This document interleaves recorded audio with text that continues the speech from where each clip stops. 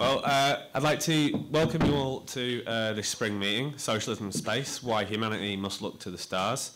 I'll just run through the format and introduce the speakers. So format, we're going to have two 15 to 20 minute introductions from both of our speakers. On my right, we have Ken MacLeod, prolific sci-fi author, notably of Star Fraction, which I'm sure a few of you have read.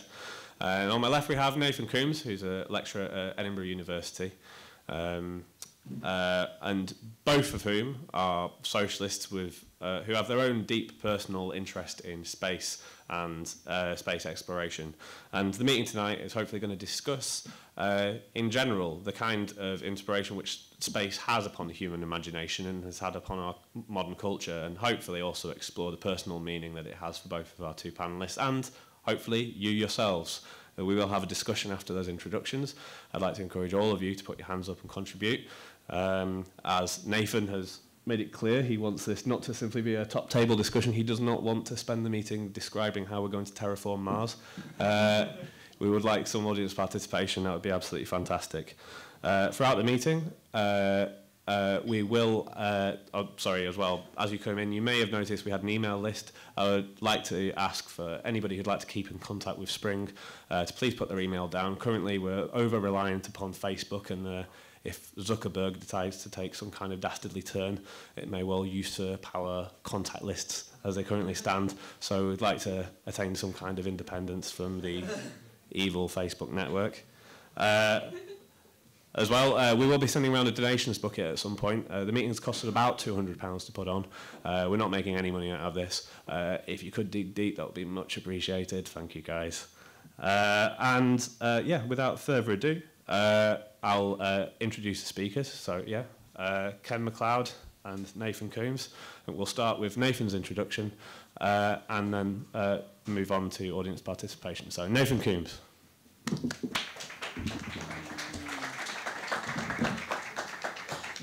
Thank you all.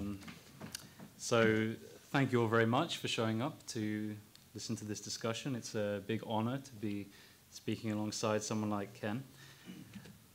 In terms of my talk, I think this is a very opportune moment to have a discussion about space and socialism. I think at the present juncture, something that's very exciting that's going on is that there's a revival of interest in thinking about left-wing politics and how we can reclaim some of the earlier modernist and optimistic spirit associated with left-wing thinking. So whereas the left has been attracted to a certain pessimistic vision, and variants on that include, eco-primitivism, for instance. Right now, there is a desire to think, how can the left imagine a positive future? How can this be technological?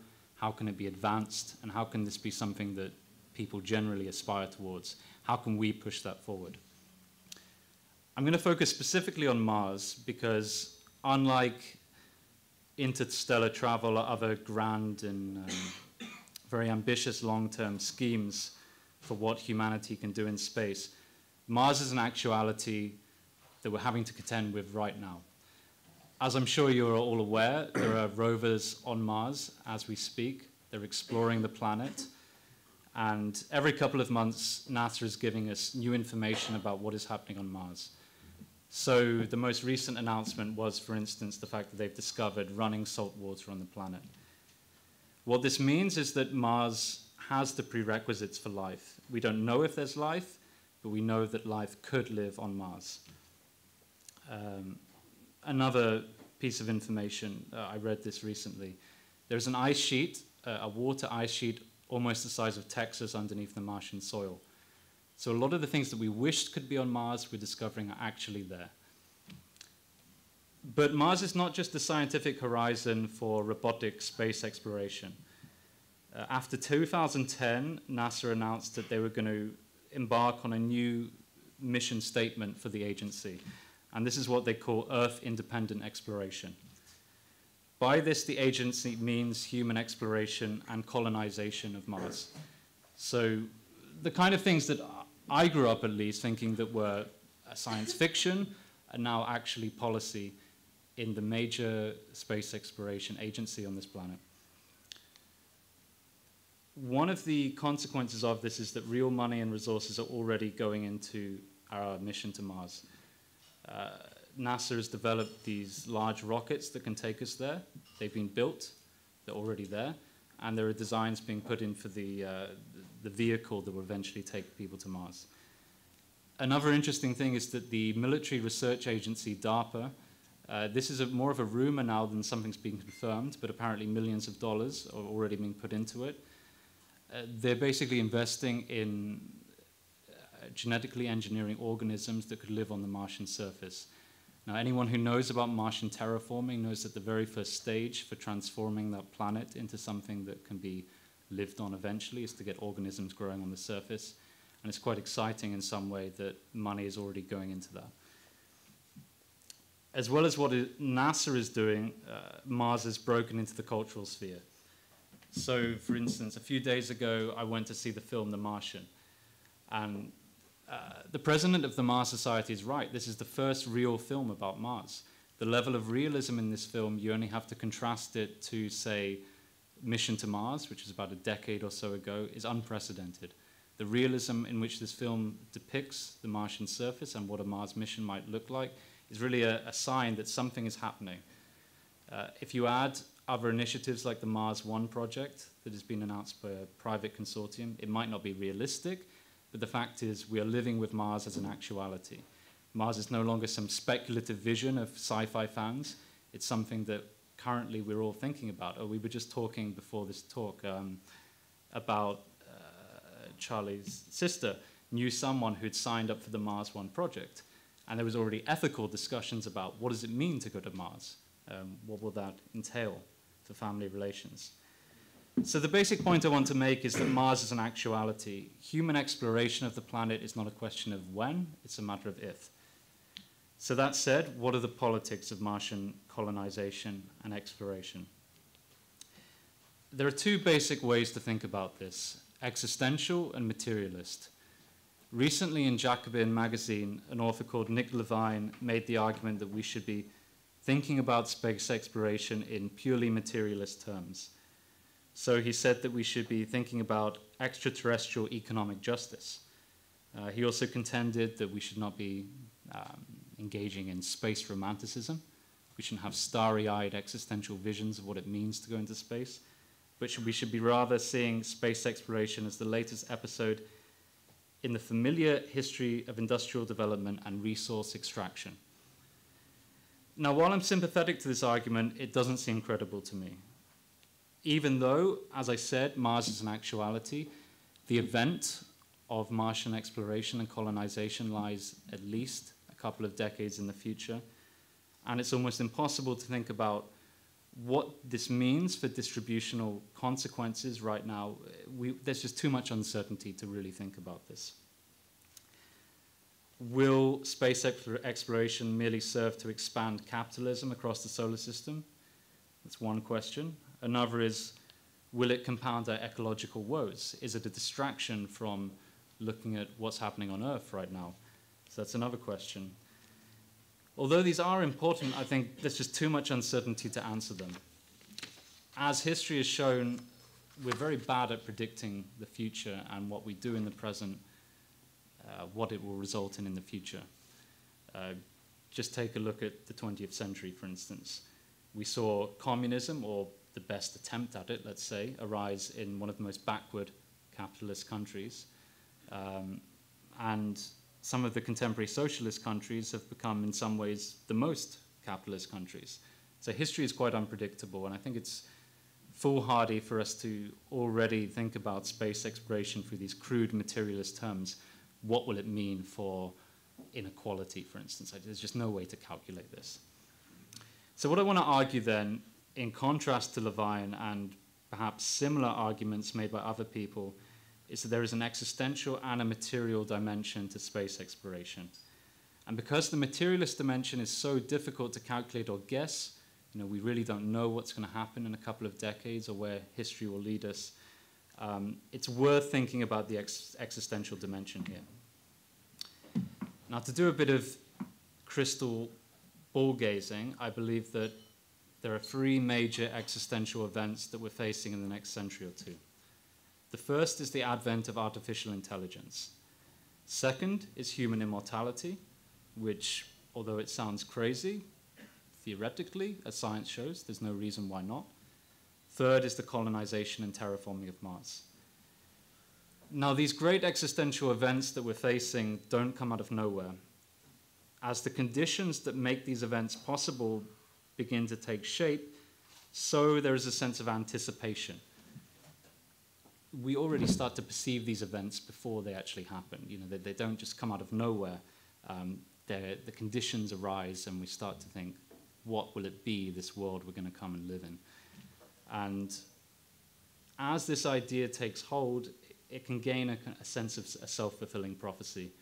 So this idea, for instance, of artificial intelligence and human immortality, even though we haven't realized them, a huge amount of money and talent and resources is going into this, and that self-fulfilling aspect is what I'm interested in.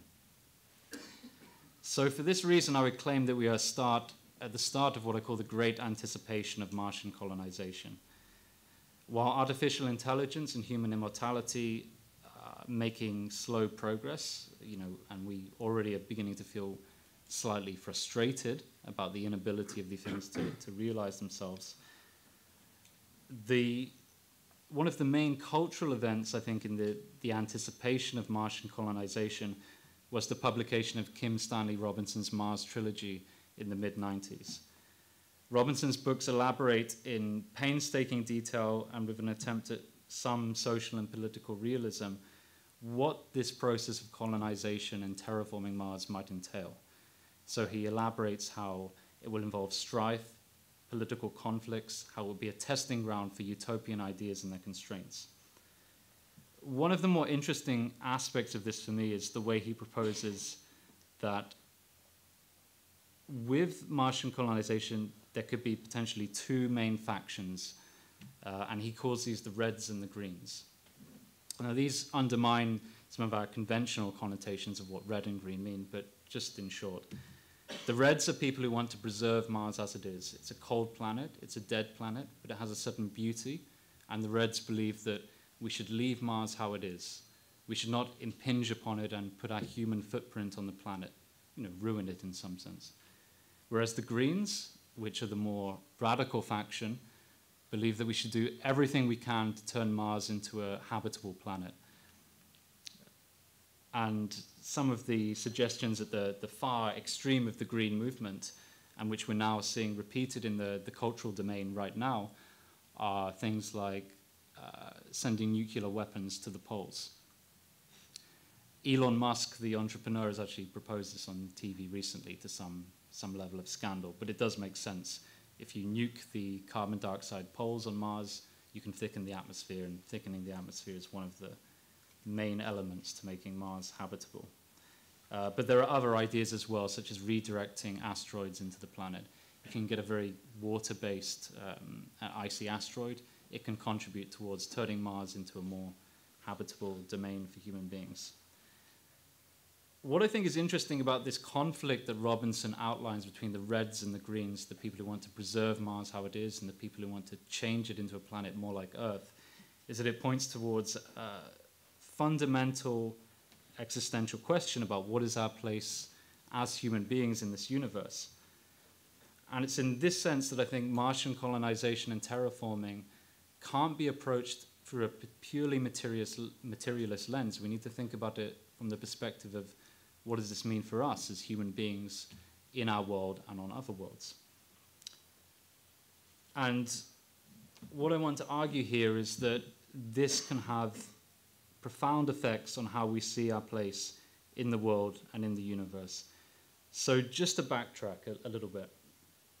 During modernity, we've had a number of events connected with the scientific revolutions of the last couple of centuries that really made us question what is our place in this world.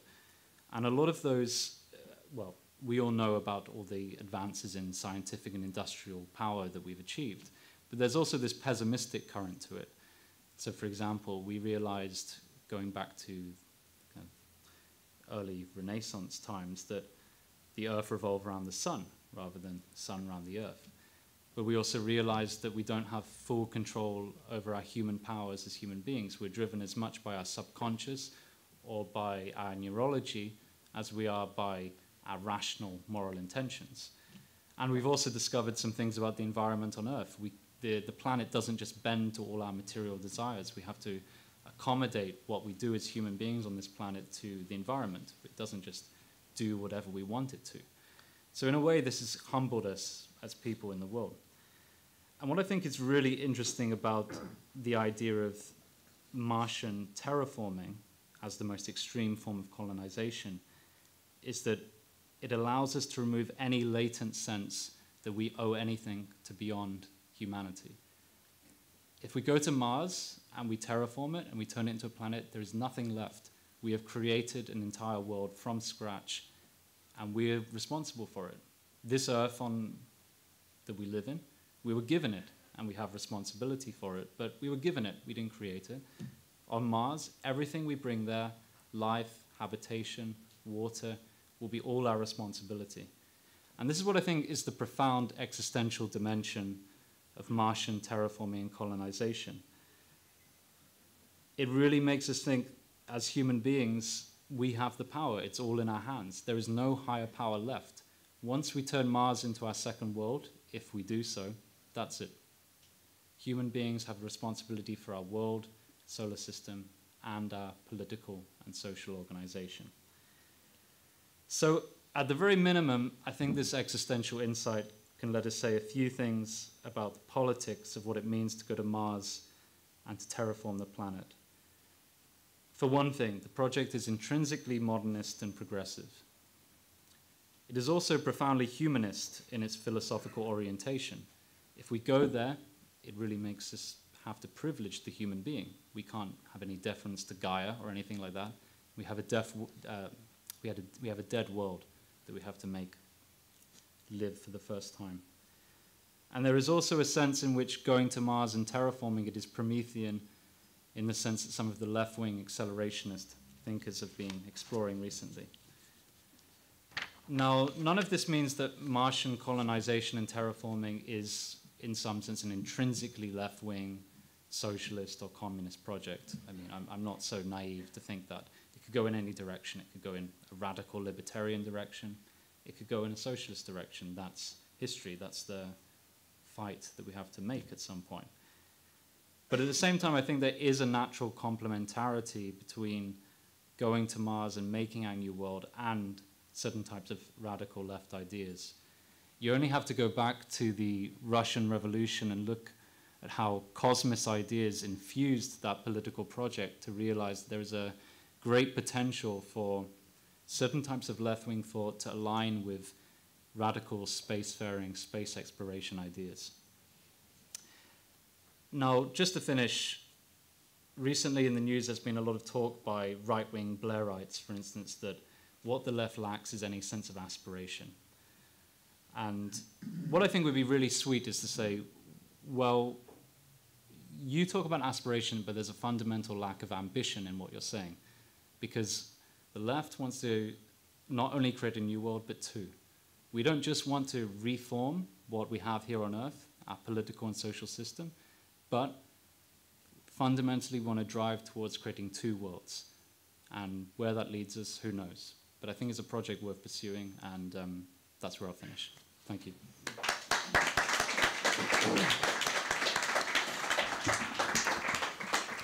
Thank you, Nathan. It is indeed a privilege to speak in the great city of Manchester and to nothing less than the vanguard of the working class, which is what indeed we are. And I profoundly believe that, and that has consequences.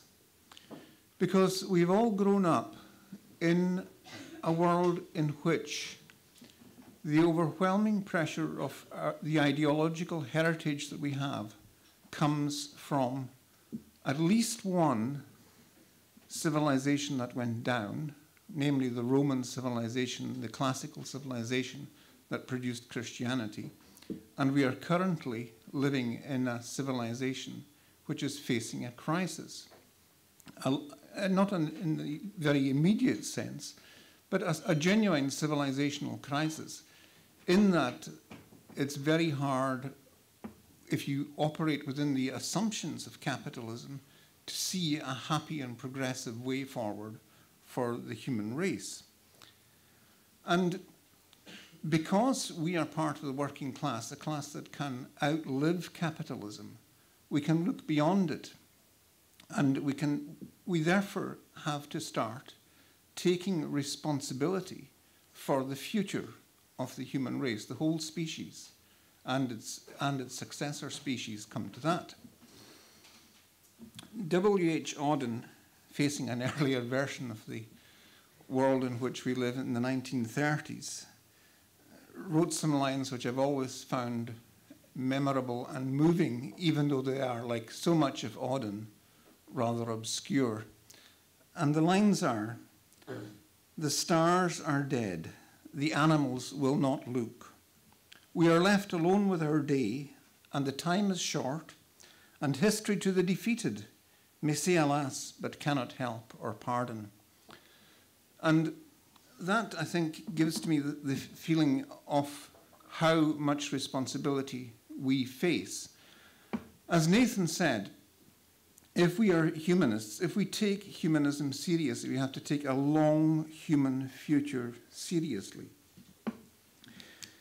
One of the current moral philosophers, or recent moral philosophers, Derek Parfit, wrote in his book, Reasons and Persons, that we are only just beginning to start thinking rationally about ethics and about politics and so on. We've had the heritage of religion and tradition and all of that, and we've only in the past few centuries begun to try and think about that. And he posed a really remarkable question, which is, if we think of ourselves not as at the end of some process, as we tend to think of ourselves, living after some great society or coming near to the end of something, but think of ourselves as at the beginning of something, there is no reason at all why a civilization basically in continuity with ours and a species basically in continuity with ours should not survive for 1,000 years, 10,000 years, 1,000,000 years, and beyond that. We have to think in terms of a real long-term future. And the science fiction writer Brian Aldiss came up with a wonderful analogy or thought experiment for this in one of his novels. I believe it's called An Age. And in that novel, there's a piece of dialogue between the characters who deal with an analogy that is very often used, and you'll have seen it probably since primary school, which is a way of looking at the past.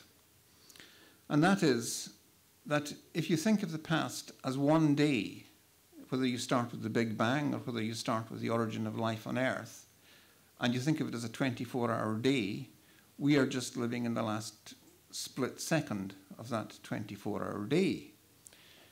If you think of someone standing up and raising their hand high, standing on tiptoes and raising their hand high as representing whether it's the whole history of the universe or the whole history of life or whatever, then the entire history of humanity would be on the little end of their fingernail that could you could file it off with one sweep of an emery board or a nail file, yeah?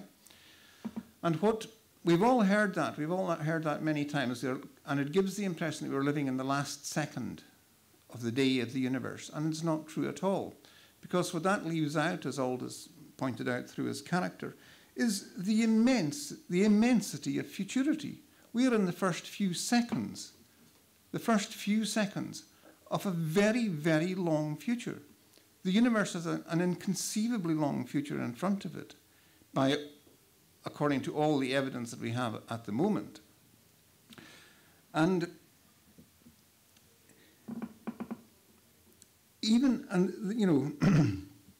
so we can expect that if the working class has the future in its hands, it's a bloody big future, and we should we would expect the working class to show some signs of doing that. And in fact, I would suggest that it has, in the form of the Russian Revolution and the state, the socialist state that came out of it. It was the socialist state that blazed the trail into human space exploration. One of my characters in my, I think it was my 4th novel, said, she's a kind of soliloquy, she's recalling her childhood in the 1960s and how in the 1960s she first formed this strange synaptic connection in her mind between Gagarin's grin and Guevara's glare. And you know, these two iconic male figures of the early 1960s were, in a sense, connected. Of course, she ends up thinking space and socialism, what a swindle they had all been. Although in the course of the story, it's not quite a swindle because she is running her own little socialist statelet and they're sending off rockets from Kazakhstan into space all the time in the story. One of my colleagues in academia working in the space engineering at Glasgow University said that what you want for space is for it to be a bus trip. Getting into low Earth orbit should be a bus trip. And he said quite spontaneously, the only people who've done that are the Soviet Union. And then he sort of said, well, I mean, you know, it's Russians who are doing it.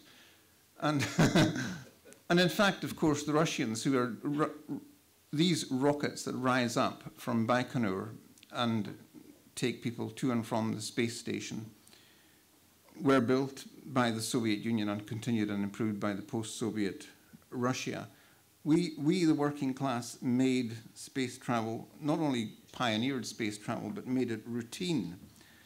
And I think that that sort of socialist aspect of space exploration has quite deep roots.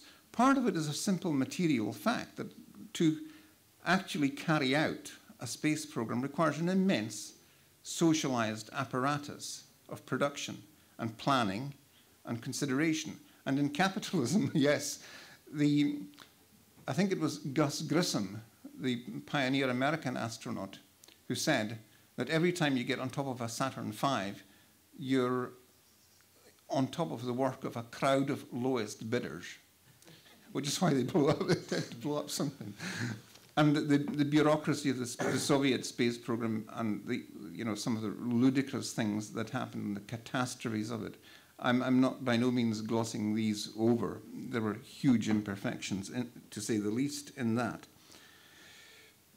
But there is this material aspect. It takes a lot of planning, a lot of coordinated effort to do it. So there's a kind of socialistic element of that, as you know, NASA remains bungling on. NASA's a kind of a vast bureaucratic apparatus, but it still puts things up there.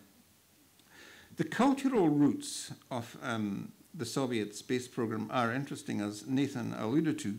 There was a big ideology in the late 19th century and early 20th in Russia called Cosmism. And Cosmism developed out of all the strange backgrounds, out of Russian Orthodoxy. And Russian Orthodoxy is somewhat different from the versions of Christianity that most of us may be familiar with. And it has in it a very peculiar doctrine of deification, that humanity in the long run can become literally like God or become as gods. And it reads that promise into the Bible. I would kind of flip that a bit around and turn it into a more pessimistic Christian atheism, which is that if God exists, God died on the cross and has no more hands and no more eyes and nothing else in the world but us. Humanity is the only representation of God in the universe or on earth at the moment. I mean, I'm an atheist, I'm just making that point, that there is a kind of Christian version of the same thing. And these guys, I think they were all guys, had fantastically ambitious ideas for humanity doing what God would do if only he could, as it were. like that it was our responsibility to fill the universe with life, with human beings, to populate heaven in a most literal sense, right? To fill the starry heavens with people, and eventually to carry out what God was supposed to do at the Last Judgment, which is raise the dead, to actually resurrect every human being who had ever lived by some inconceivable feat of information processing. Now, I think that is probably theoretically impossible, but you can't fault him for ambition, okay? Now, on the kind of practical side of it, the big triumph of the space program in my youth, obviously, was, and the use of one or two people here perhaps, was landing on the moon, the Apollo program. And after Apollo, it kind of, NASA ran out of exciting things to do, things that were exciting enough to draw in money and have people happily paying the taxes to support NASA. And they came up with the space shuttle and the space station, which were impressive enough, but, boondoggles. And in the late 70s, after Apollo came to an end, and there was all the ambitions that they'd had before of, going on to build a proper big space station and going to Mars and, having a moon colony and all of these schemes which NASA had put forward as its project for the future, all of these fell into abeyance.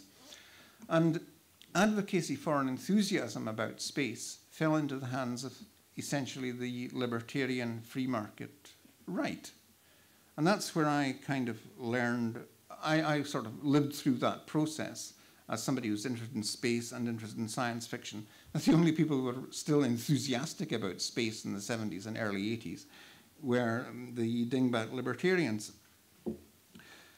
And they didn't really, as you may have noticed, succeed at the time, but they have inspired and sparked off some continuing interest, because some of the people who were inspired by that went on to become actual billionaires, billionaires, and are promoting private space exploration. Another side to this was, and a kind of a different aspect of this kind of thing, but more like utopian socialism, was this amazing book, which is a real rarity now, and it's almost an underground classic. It certainly inspired me. I've ripped off loads of ideas from it in my own books, always with acknowledgement. It's called The Millennial Project, Colonizing the Galaxy in 8 Easy Steps by Marshall T. Savage. And his 8 easy steps are, well, first of all, this is the utopian aspect of it. You establish, by writing an exciting book like this, you get some like-minded people, then you get them together to form a foundation, then they start an experimental colony, and then they raise enough money to start building a kind of space colony at sea, and he shows ways in which you could feasibly make money doing all of these things. And he takes it further to, ways of launching payloads into space for hundreds of the cost of sending up big, dumb rockets. And these are feasible ways, an electromagnetic mass driver and a laser-propelled spacecraft. Basically, laser propulsion is you park your capsule on top of a block of ice, yeah, and then you point very precise, very powerful gigawatt lasers at it with pinpoint precision as it's going up through the atmosphere, and the ice boils away and it blasts off into space. In my novels, I call these steam beams. And the steam beams are feasible. All of the things that he describes are feasible in engineering terms and in scientific terms. There are details here and there where it will probably have to be modified. But the general idea are all pretty sound and pretty exciting. Of course, where it failed is it failed in the same way that the utopian colonies in America tended to fail. They either failed or turned into small businesses. In the 19th century, you know, the utopian communists like Owen and people inspired by Owen almost all fell dismally apart. And needless to say, the little community inspired by this book fell dismally apart as well. But that shouldn't discourage us. We should, yes, yeah, good. I've just been told I've only got 5 minutes to go. Yes. What I wanted to wind up though by saying is that with a combination of planning, whether it's socialist or capitalist planning, and mass individual, free-thinking, enthusiastic, small-scale stuff, with a combination of that, it is entirely possible to do the sort of things that Marshall Savage and others envisaged. And terraforming Mars is, I think, what step is that in his process? It is step number 5. Oh no, 6. Elysium, terraform Mars, yes. Terraforming Mars is a great idea. That's after you've built gigantic bubble orbiting colonies, then you built domes on the moon and put lakes and parks in them, and then you terraform Mars. And terraforming Mars, you don't need nuclear weapons. You just drop asteroids on the poles and pile in comets and so on. The sheer amounts of water, it really is. Mars is one of these is a planet that, as he says in the book, it's like a life raft. You just have to pull the ripcord and it inflates. It's our life raft. There are such immense resources in the asteroid belt and in the moons, the smaller moons and so on and so forth in the solar system, that the possibilities are absolutely staggering. He has worked out quite reasonably, and this is not freaky stuff, that you could have literally trillions of people living very comfortably and happily in space using just the resources of the asteroid belt, which is far less, which consists of far less mass even than, I think, the moon. There is an immense amount of possibility out there, and that's what I want to wind up by saying. And if humanity is to survive for another, say, 1,000,000 years, we're not going to survive just on Earth. Earth is quite a dangerous place. Earth has been hit by 20 asteroids in its history, and 5 of them, let's say, have caused actual mass extinctions. We can't trust Gaia, we can't trust God, we can't trust anything but ourselves to keep Earth safe. And to keep Earth safe, we have to have lots and lots of human beings and lots of machines off it and in the solar system. And, you know, we can start talking about how safe the solar system is in the long term, but I don't want to be too wildly speculative there. Thank you.